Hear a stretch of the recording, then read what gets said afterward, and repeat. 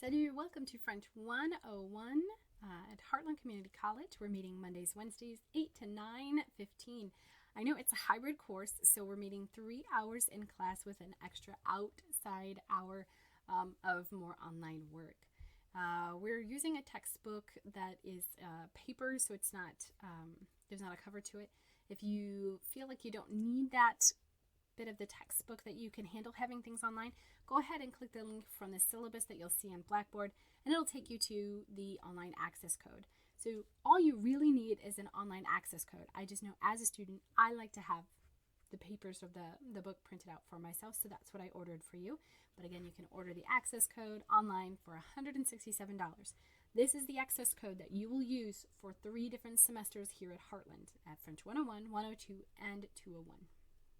So it will save you money in the long run.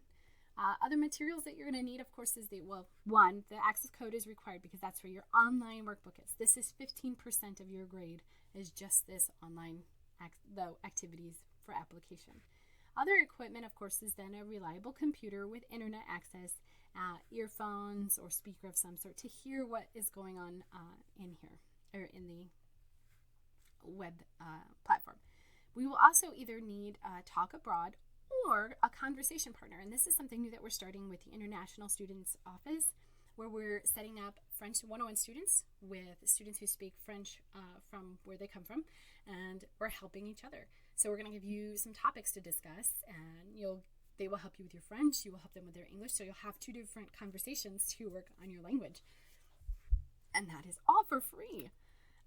We highly recommend some sort of dictionary so you can look up the words that you want to, but I recommend more a word reference app because it will give you more information about the type of words that you're wanting, and so you don't accidentally use the wrong one.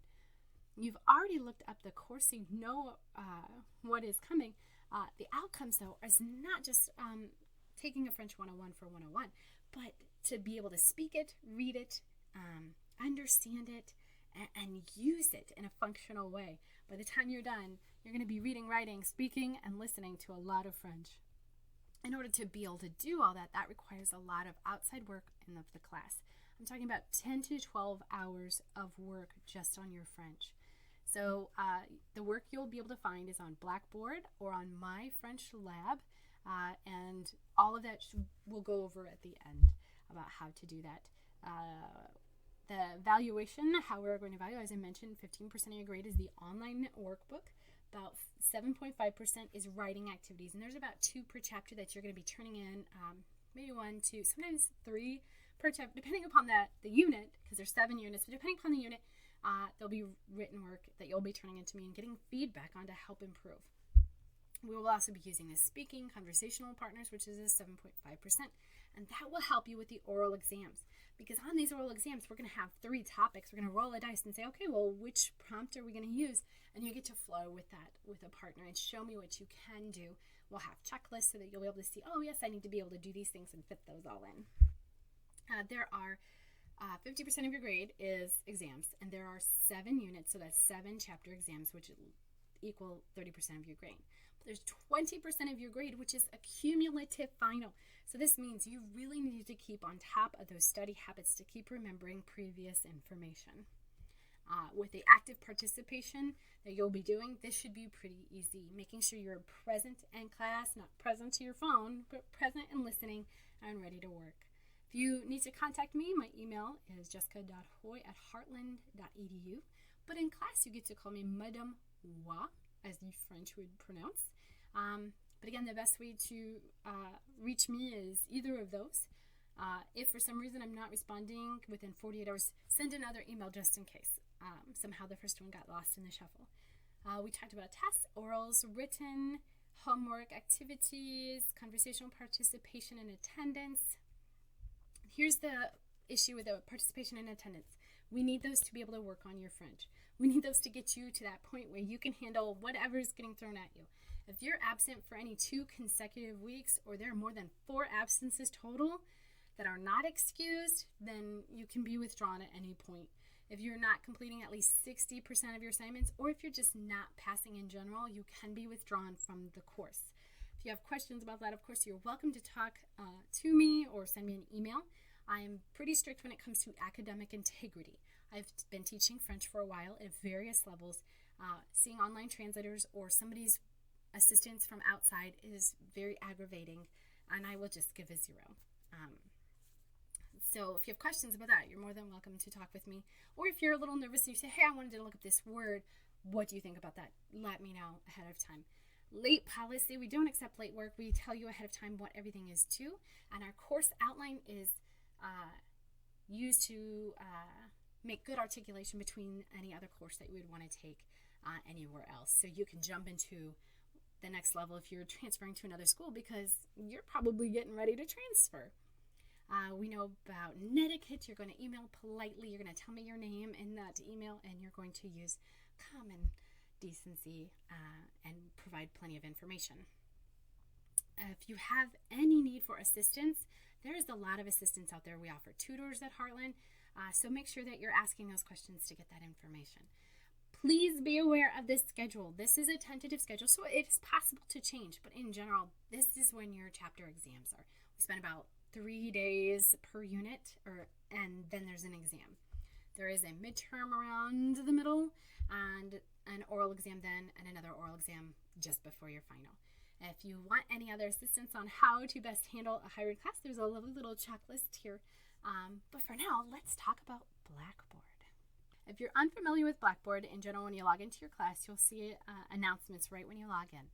There is help about Blackboard that you can reach by clicking on any of these buttons, or tech support if you're worried that something isn't working properly.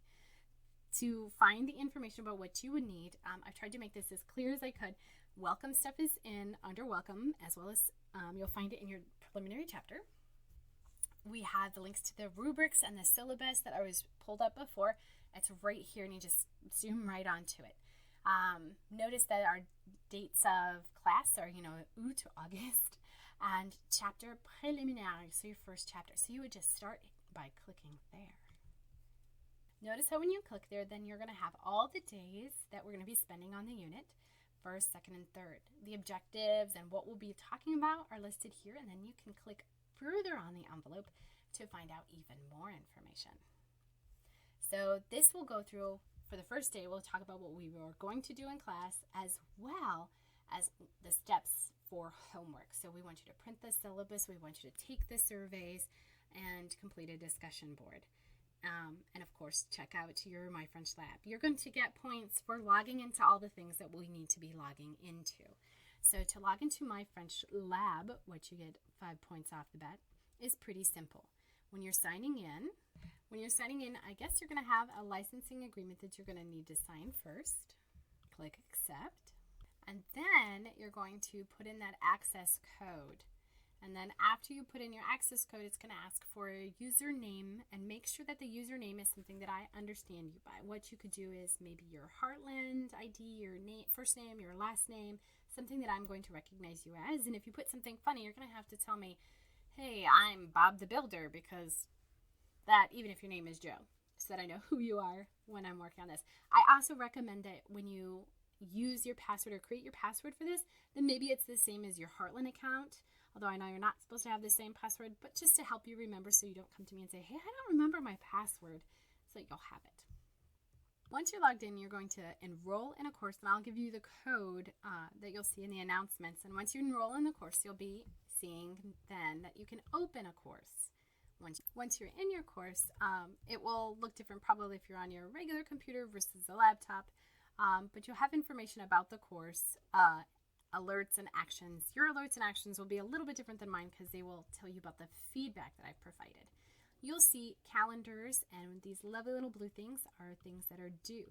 When you click on them, they'll bring up all the activities that are due that day, and activities are due at midnight before the next class. So you want to make sure that you're getting those in on time. If you have questions, take screenshot and email me for those questions. But the cool thing about most of these activities is if I can open one. It's me opening one. I know it says past due, but if you take a look, it's asking match appropriate response at the beginning, and a lot of them are click this and find the right thing, or listen to something and match. They're pretty simple. But if you need help, you can either use the textbook page, a practice vocabulary page, or the vocabulary on that textbook page. So these will all give you more information. And the wonderful thing about this program is it allows you to try and try again, trying to figure out why is this grammar maybe not working, or is this spelled wrong, and having to make those mistakes. You'll find maybe the rule that you weren't thinking of, and the rules will stick, because when we make mistakes, we tend to remember those things even better. Clicking out of that, I can also go to the menu, and there's course materials, tests, gradebook, and let's see if I can go to your view. So your view has course materials and assignments as well.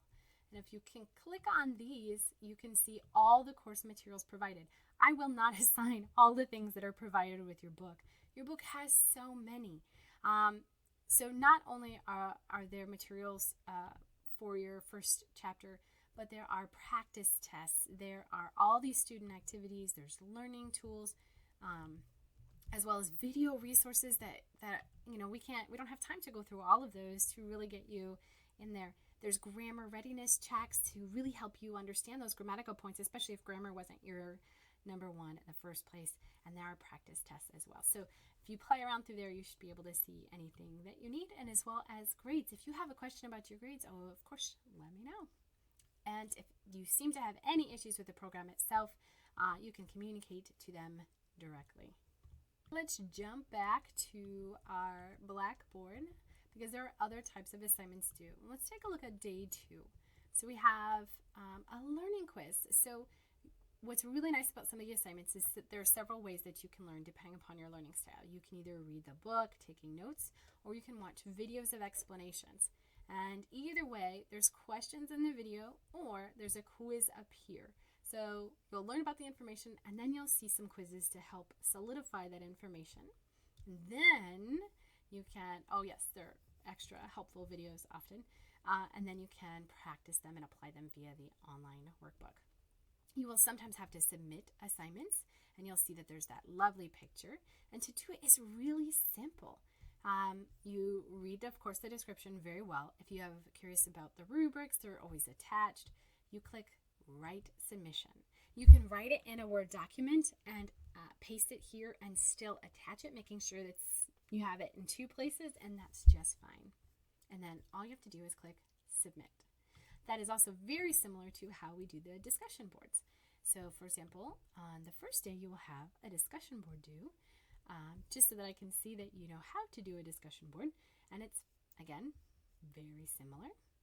You click on the link ahead, and it takes you again, after you've read through what you need to do, and then you click Create a Thread. And a lot of times I like fun, quirky titles. To do that, you put your title of your subject on the subject line, and then you type in your information, and then click Submit. And later on, you're going to come back and read what everybody else has had to say and make a comment on that. So all you would have to do is hit reply to whatever comment. And that's pretty simple. So everything you need to know should be in your Blackboard. But there's just one more little couple hints that I would like to point out. When you have the videos and you're doing them with Edpuzzle, you'll want to be sure that you log in, which by clicking it or following the link, you'll have to log in. You will want to use, again, some login that I will recognize. And when you click on it, it will pull up, and you see that there's this, I don't know if you can see this writing of YouTube here, but if you click on that part in particular, it will jump to the YouTube video, and then you can see it full screen. Similarly with videos that are embedded, I know they'll pop up pretty small, but if you click on the YouTube logo, it'll take you right to the YouTube. And what I really like about this is, say for example, if you've already taken French before, and this is just review, there's like a little gear at the bottom that you can make those videos go faster or slower, stopping it, pausing it, whenever you want. And that can be helpful when you're learning a foreign language. So that's about it. This everything that you need to know is right in here. There's a lot of work to do, but again, language is not passive. It takes a lot of work, but it has a lot of good payoff because you'll meet some really interesting and fun people and hopefully get to go to France. Oh my gosh, I completely forgot. You have an e-text. So if you click on here, it will take you over here under Tools. You have your entire book. You can click on whatever page, whatever topic, whatever chapter.